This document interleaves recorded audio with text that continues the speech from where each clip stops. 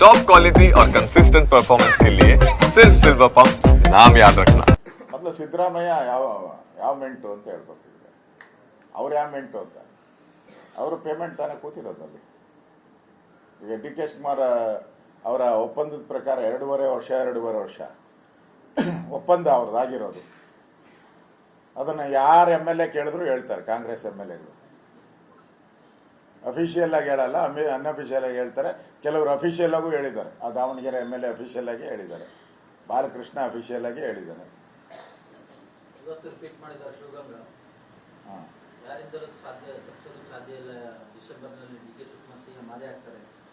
ಅದು ಫಿಕ್ಸ್ ಆಗಿದೆ. ಈಗ ಪೇಮೆಂಟ್ DK ಕರೆಕ್ಟಾಗಿ ಪೇಮೆಂಟ್ ಕೊಡ್ತಾರೆ. ನಿಯತ್ತು DK ATM ಮುಖಾಂತರ ಡೆಲ್ಲಿಗೆ ಕರೆಕ್ಟ್ ಪೇಮೆಂಟ್ ಕೊಡ್ತಾರೆ. ಅದಕ್ಕೆ ಅವರು ಚಾನ್ಸಸ್ ಜಾಸ್ತಿ. ಸಿದ್ದರಾಮಯ್ಯ ಟೈಮ್ ಟು ಈ ಗ್ಯಾರಂಟಿ ಕೊಡ್ತಾರಲ್ಲ, 3 ತಿಂಗಳಿಗೋ 4 ತಿಂಗಳಿಗೋ 6 ತಿಂಗಳಿಗೋ, ಹಂಗೆ ಸಿದ್ದರಾಮಯ್ಯ ಪೇಮೆಂಟು.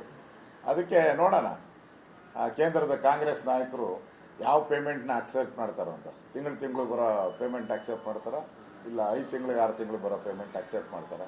ಒಟ್ಟಾರೆ ಸಿದ್ದರಾಮಯ್ಯ ಕುರ್ಚಿ ಉಳಿಸ್ಕೊಳಕ್ಕೋಸ್ಕರ ಅವ್ರ ಕುರ್ಚಿ ಭದ್ರ ಮಾಡ್ಕೊಳ್ಳಿ. BJP ಕುರ್ಚಿನ ನೋಡೋದ್ರ ಬದಲು ಫಸ್ಟ್ ನಿಮ್ಮ ಕುರ್ಚಿ ಭದ್ರ ಮಾಡ್ಕೊಳ್ಳಿ.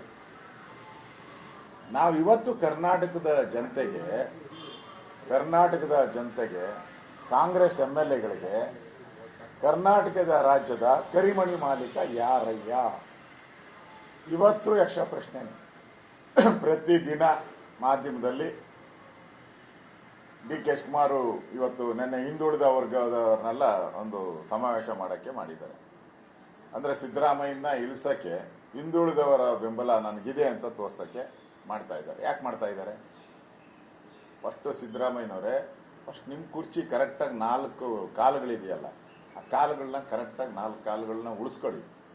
ಬೇರೆಯವರ ಪಾರ್ಟಿ ಬಗ್ಗೆ ಮಾತಾಡುವಂಥ ನೈತಿಕತೆ ನಿಮ್ಗೆ ಯಾವುದೇ ಇಲ್ಲ. ಫಸ್ಟು ನಿಮ್ಮ ಕುರ್ಚಿ, ನಿಮ್ಮ ಪಾರ್ಟಿಯಲ್ಲಿ ನಡೀತಾ ಇರೋವಂಥ ಇದಿರ್ಬೋದು, ಚಿನ್ನದ ಕಳ್ತನ ಕೇಸು ಮುಚ್ಚಾಕ್ಬಿಟ್ರಿ. ರಾಜಣ್ಣ ಅವರದ ಹನಿ ಟ್ರ್ಯಾಪ್ ಮುಚ್ಚಾಕ್ಬಿಟ್ರಿ. ಮೊನ್ನೆ ಕೊಡಗಲ್ಲಿ ನಮ್ಮ ಕಾರ್ಯಕರ್ತರನ್ನ ಆತ್ಮಹತ್ಯೆ ಕೇಸು, ಅದನ್ನು ಮುಚ್ಚಾಕೈತಿ. ಎಲ್ಲ ಮುಚ್ಚಾಕದೆ ನಿಮ್ಮ ಸ್ಕೀಮು. ಮೂಡ ಮುಚ್ಚಾಕ್ಬಿಟ್ರಿ. ಮುಚ್ಚಾಕೋದ್ರಲ್ಲಿ ನೀವು ನಿಸ್ಸೀಮ್ ರಾವುಟ್ ಇದ್ರೆ ಈಗ ಕಾಂಗ್ರೆಸ್ಸು.